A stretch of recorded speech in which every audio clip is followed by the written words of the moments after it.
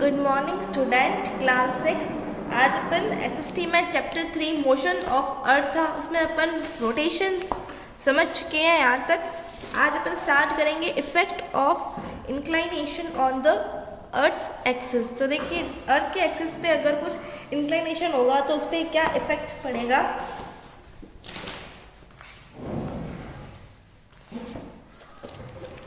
As a result, inclination का मतलब होता है टिल्ट, थोड़ा सा झुक जाना।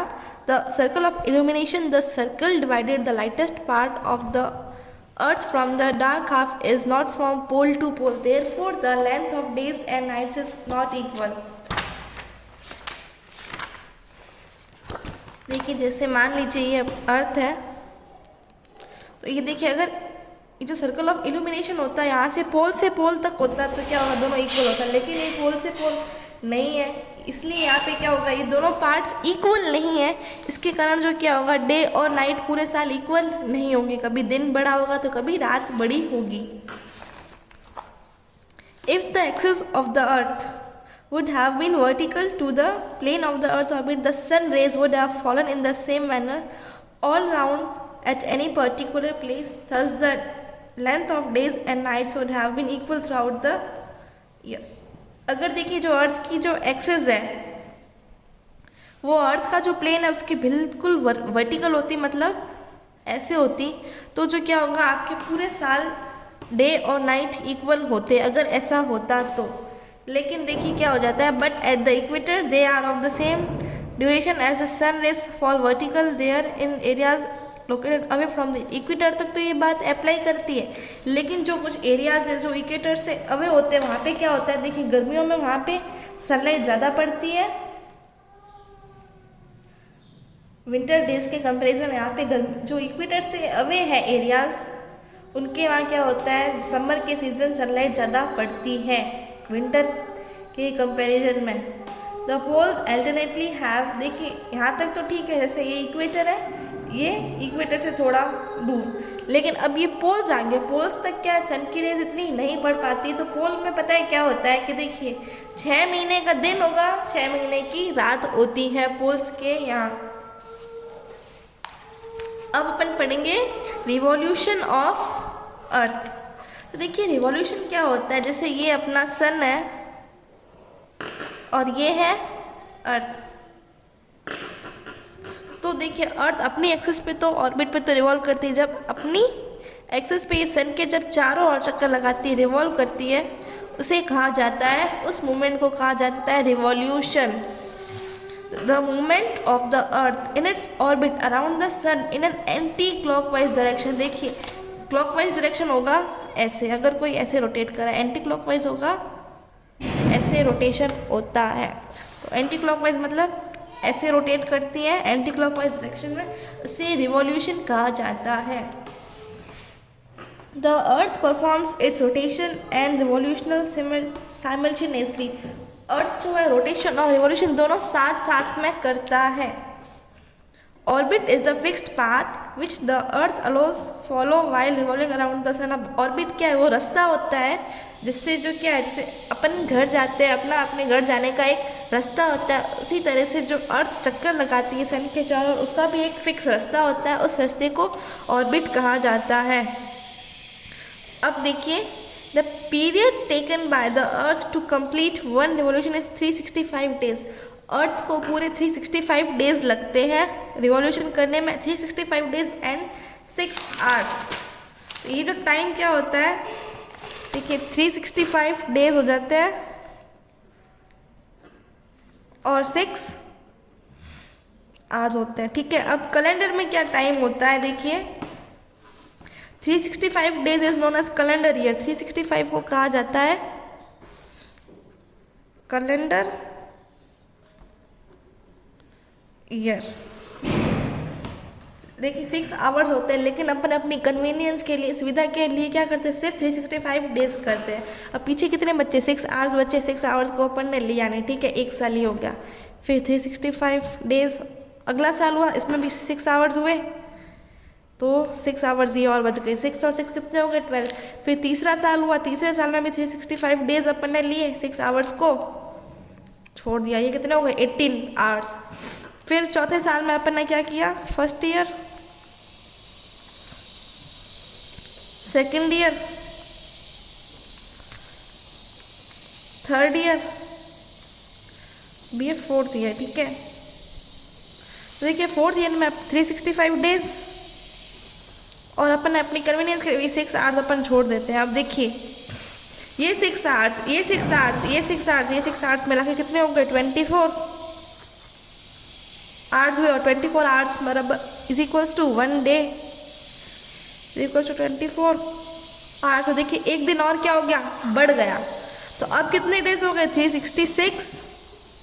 तो देखिए हर 4 साल के बाद ये 366 डेज होते हैं। पहले 4 ईयर में 365 डेज होंगे, लेकिन 4 ईयर्स के बाद जो है 366 डेज होते हैं। इस ईयर को हम लीप ईयर कहते हैं। इस ईयर में क्या होता है 366 डेज होते हैं। फरवरी में कितने डेज आ जाते हैं 29 डेज आ जाते हैं। अब पढ़ेंगे elliptical orbit of the earth. Earth की जो ऑर्बिट कैसी होती है, वो इलिप्टिकल होती है। मतलब जो अर्थ है सन के जब चारों चक्कर लगाता है वो इलिप्टिकल ऑर्बिट होती है। इलिप्टिकल का मतलब होता है कि जो वो इलिप्स का शेप है, मतलब सर्कल नहीं है, इलिप्स है। तो देखिए आप इलिप्स बना भी सकते हैं। पहले आप क्या करेंगे, 2 नेल्स ले लीजिए, फिर एक थ्रेड बांध दीजिए।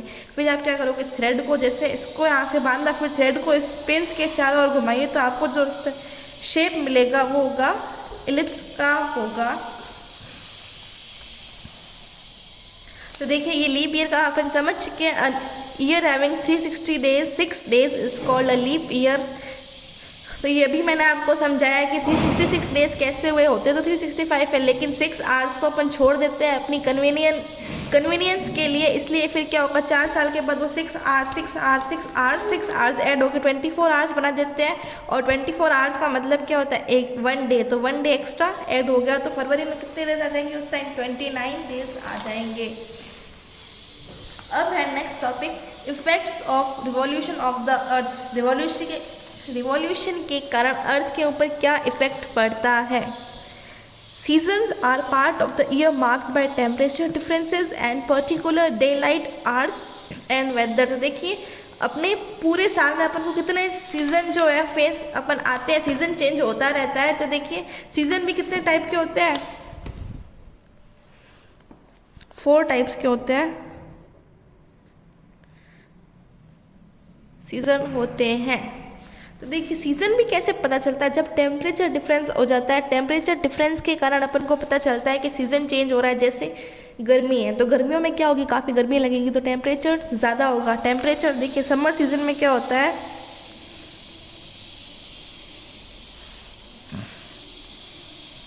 टेम्परेचर हाई हो जाता है। लेकिन विंटर सीजन में क्या होता है, टेम्परेचर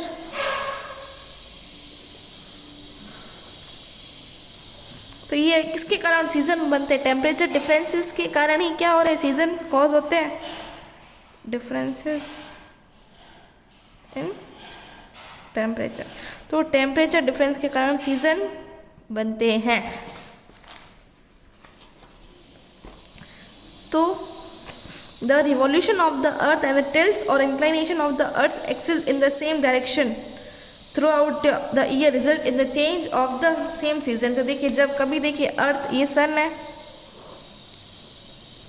कभी जैसे ये अर्थ तो ऐसे होती, कभी अर्थ का देखिए नॉर्थ पोल झुक जाता है तो कभी साउथ पोल झुक जाता है। तो ये अर्थ के इंक्लिनेशंस के कारण भी सीजन चेंज होते हैं। The year is divided into 4 season. देखिए अपन को साल में 4 सीजन अपन देखते हैं, spring, summer, autumn and winter.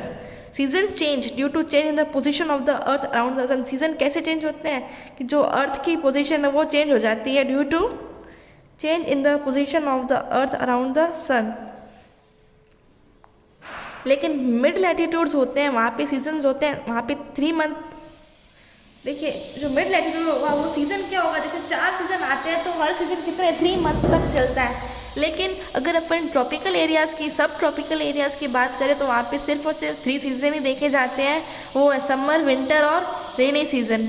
लेकिन अगर अपन इक्वेटर के आसपास देखते हैं, जैसे ये अर्थ है और ये है इक्वेटर 0 डिग्री लैटिट्यूड, तो अगर अपन इक्वेटर के आसपास देखेंगे तो यहाँ पे सिर्फ और सिर्फ अपन को 2 सीज़न ही देखने को मिलेंगे,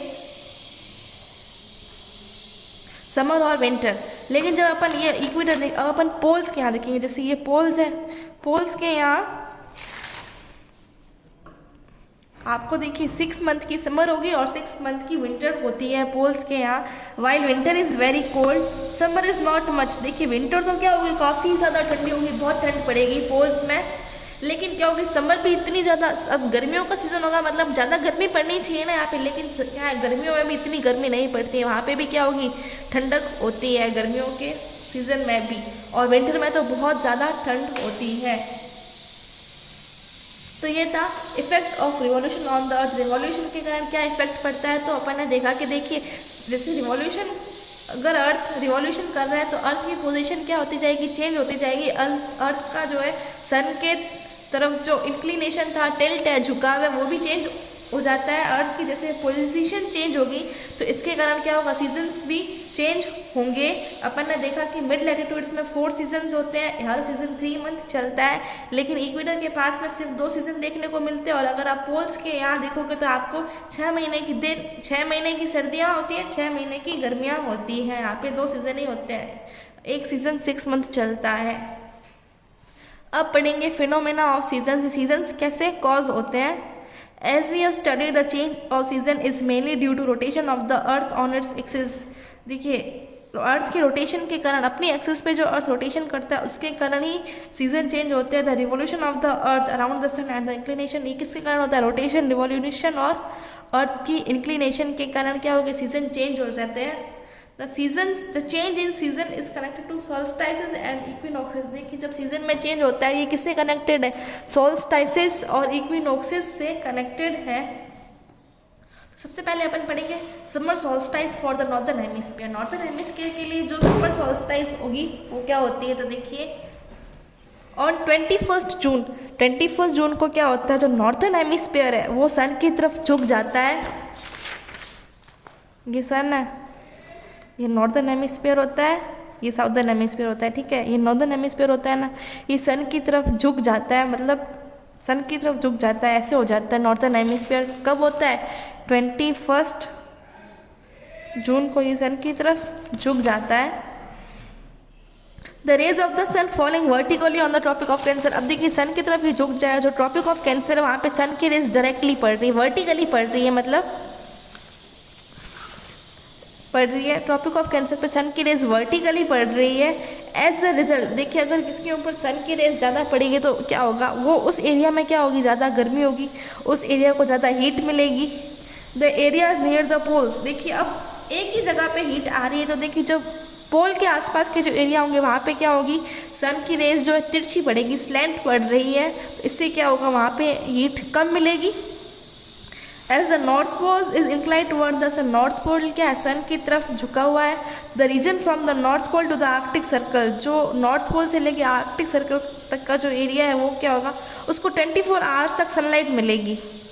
वो नॉर्वे और स्वीडन कंट्रीज है जहाँ पे क्या होगा, ये फिनोमेना आप देखा जा सकता है। यहाँ पे क्या होगा, 6 महीने का दिन होगा, 6 महीने की रात होती है, इस कंट्रीज़ में ऐसा होता है। Since a large portion of the northern hemisphere is getting light from the sun, देखिए नॉर्दर्न हेमिस्फीयर का क्या होगा, ज़्यादा इससे भी क्या पड़ रही है, सनलाइट पड़ रही है। It is summer in the seasons toward the north of the equator. देखिए इक्वेटर की जो नॉर्थ साइड होगी ना, जैसे ये अर्थ है, ये अर्थ के इक्वेटर की जो नॉर्थ साइड है यहाँ पे क्या होगी, समर होगी। इस पोजीशन को कहेंगे summer solstice for the northern hemisphere. लेकिन देखिए जब यहाँ पे इसी पार्ट में, देखिए इस पार्ट में अगर सनलाइट पड़ रही है तो यहाँ पे ही समर होगा, क्योंकि सनलाइट इधर ही पड़ रही है, तो इधर वाला हिस्सा तो रह गया। इधर देखिए जब यहाँ पे सनलाइट नहीं पड़ेगी, हीट नहीं पड़ेगी, तो यहाँ पे क्या हो जाएगा, विंटर हो जाएगा। तो इसे क्या कहेंगे, summer solstice for northern hemisphere.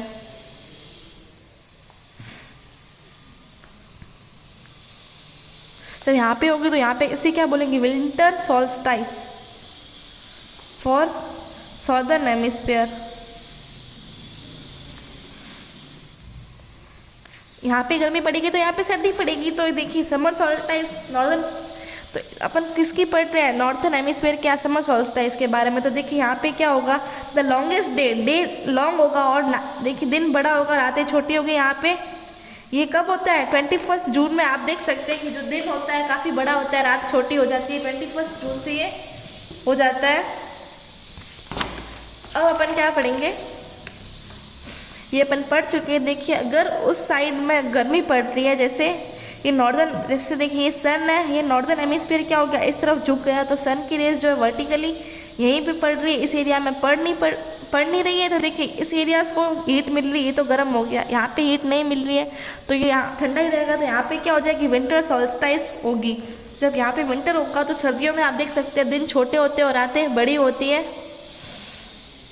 तो देखिए अपने यहाँ जैसे 21 जून से क्या होता है, दिन बड़ा हो जाता है, लेकिन इस सदर्न हेमिस्फीयर में पता है क्या होगा, 21 जून से रातें बड़ी हो जाएगी, दिन छोटे हो जाएंगे।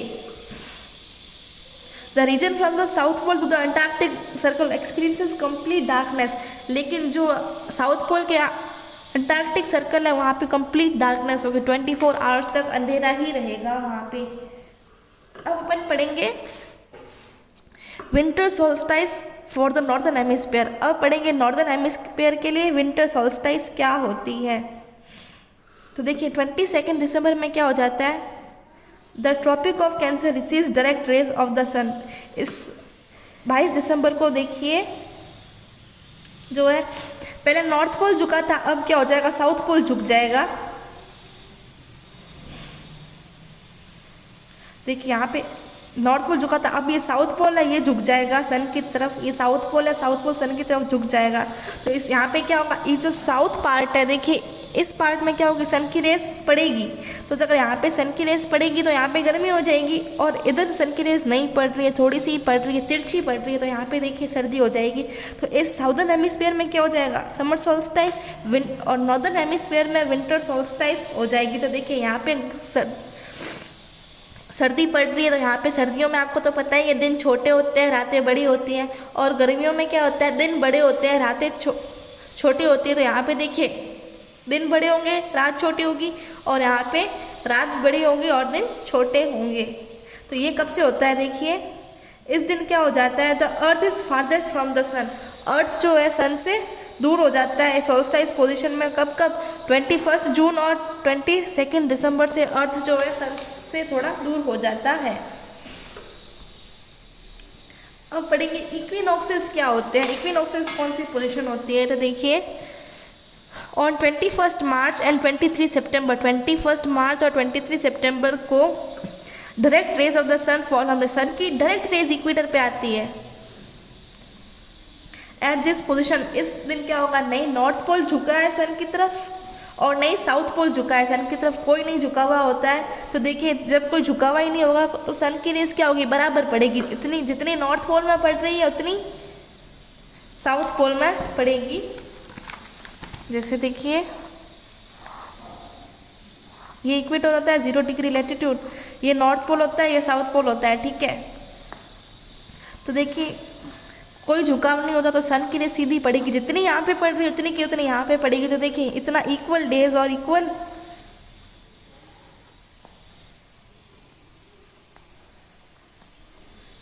नाइट्स होगी, क्योंकि कोई झुका हुआ नहीं है। इसी सिचुएशन को इक्विनॉक्स कहा जाता है।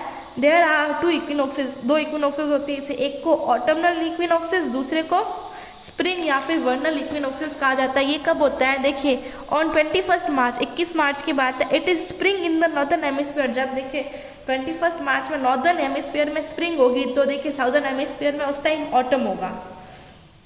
फिर 23 सितंबर की बात है, जब यहाँ पे देखिए अपने यहाँ पहले स्प्रिंग थी, स्प्रिंग के बाद अब क्या आएगा, ऑटम आएगा नॉर्थन हेमिस्फीयर में। तो जब नॉर्थन हेमिस्फीयर में ऑटम होगा तो साउदर्न हेमिस्फीयर में स्प्रिंग होगा, जस्ट उल्टा है। अगर यहाँ पे स्प्रिंग होगा तो इधर ऑटम होगा, इधर ऑटम होगा तो इधर स्प्रिंग होगा, और इधर ऑटम हुआ नॉर्थ में तो साउथ में स्प्रिंग होगा।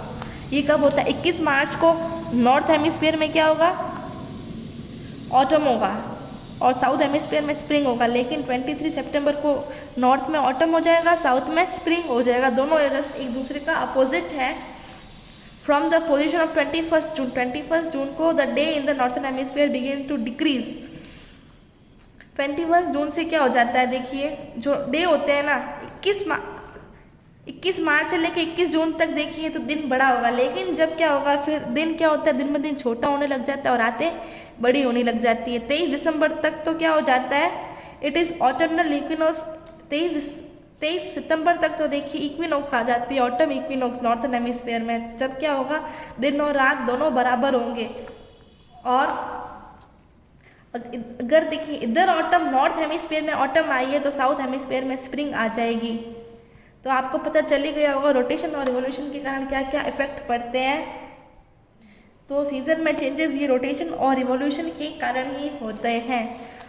अब अपन पढ़ेंगे adaptation of animals to different climates. देखिए अब इनका क्लाइमेट ऐसा है, कभी इधर ठंड पड़ रही है, कभी इधर गर्मी पड़ रही है। कुछ इलाके ऐसे हैं जहाँ पे देखिए 6 महीने का दिन होता है, 6 महीने की रात होती है। पोल्स के आसपास देखें तो 6 महीने की 6 महीने समर होता है, 6 मंथ विंटर होता है। तो इधर इनके सीज़न ऐसे होते हैं, इनकी क्लाइमेटिक कंडीशन ऐसी है। तो यहाँ के जो एनिमल्स हैं वहाँ के अपने आप को उसी के अनुसार, उसी सिचुएशन के अनुसार अडेप्ट करेंगे। तो देखिए the climate of an place influence its vegetation, animal crops, life, crops, food, clothing, occupation, housing and activities. तो देखिए जहाँ का, जिस जगह का जैसा क्लाइमेट होगा वहाँ की जो है वेजिटेशन, एनिमल लाइफ, वहाँ की क्रॉप्स भी वैसी ही होगी, वहाँ के लोगों के कपड़े भी उसी के अनुसार होंगे।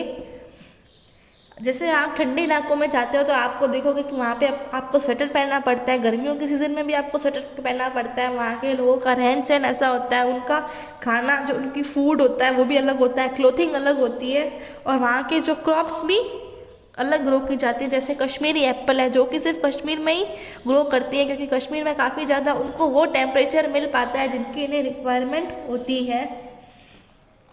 People land animals adapt to climatic condition in different ways. जो पीपल जैसा उनको जैसे क्लाइमेटिक कंडीशन होती है वैसा अपने आप को उनके अकॉर्डिंग अडेप्ट करना पड़ता है। This is how the people and animals in different region have different ways of living. तो देखिए जहाँ जाओगे, जिस एरियाज़ में जाओगे वहाँ के लोगों का रहन सहन आपको अलग देखने को मिलेगा। जैसे पोलर बियर है या फिर राइंडर डॉग्स, वो क्या अगर वो कोल्ड क्लाइमेट में जो लोग रहते हैं उनके बॉडी में क्या होते हैं, थिक फर होते हैं। जैसे पोलर बियर के ऊपर क्या होते हैं, थिक फर होते हैं। वो इसीलिए होते हैं जिससे क्या उनको सर्दियों में थोड़ी वार्मनेस महसूस हो। But when there is winter in the northern hemisphere, जब क्या है नॉर्दर्न हेमिस्फीयर में विंटर आ जाती है तो बहुत सारे बर्ड कहाँ चले जाते हैं, साउदर्न हेमिस्फीयर, ताकि वो ठंड से बच सके। ठंड से बचने के लिए वो साउदर्न हेमिस्फीयर में चले जाते हैं। और जब देखिए यहाँ की विंटर ख़त्म हो जाती है तो अपनी वो जगह पे वापस आ जाते हैं, साउदर्न से वापस नॉर्थर्न में आ जाएंगे। अब कुछ एनिमल्स है जैसे फ्रॉग, स्नेल्स और बैट, वो कहाँ चले जाते हैं, डोरमेंसी में चले जाते हैं, मतलब वो इनएक्टिव रहते हैं। इस टाइम जब ज़्यादा ठंड आ जाती है या फिर समर आ जाती है, समर हीट आ जाती है, तब वो गुफाओं में चले जाते हैं। स्नेक्स वगैरह इनएक्टिव रहते हैं। During winter they get the energy from the fat stored in their bodies before winter. देखिए वो पहले से खाना उनके स्टोर रहता है उनकी बॉडी के अंदर, वो जो फैट होता है फिर वो यूज़ करते हैं, क्योंकि वो क्या इनएक्टिव हो जाते हैं, डोरमेंसी में चले जाते हैं। They get up from there sleep after winter और समर। जब विंटर ख़त्म हो जाता है तो वो अपनी नींद से उठ जाते हैं, बाकी वो नींद में चले जाते हैं जब उनको क्या हो जाती है, ज़्यादा ठंड आ जाती है तब। तो आपका चैप्टर नंबर 3 यहीं ख़त्म होता है। अपन इसकी एक्सरसाइज के क्वेश्चंस नेक्स्ट लेक्चर में करेंगे।